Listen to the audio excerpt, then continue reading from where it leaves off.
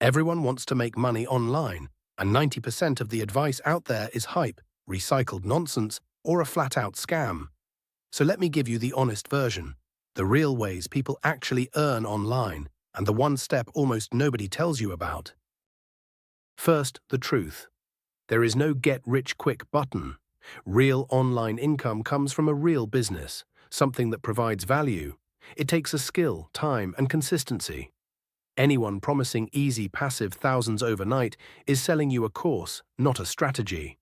Okay, now the real models. Model 1. Sell a skill. Writing, design, video editing, coding, marketing. Start on Upwork or Fiverr, then move to direct clients who pay more. This is the fastest way to your first real money online because you can start this week with almost no capital. Just your laptop and a skill. Model 2. Sell products. E-commerce. Your own brand, print on demand, or dropshipping. The upside is much bigger than freelancing, but it needs real marketing skill and patience. The reward? You're building an actual asset that you own, not just renting your time. Model 3. Build something that scales, an audience through content, digital products like templates and courses, or software, a SaaS. These are slow to start, and that's why most people quit.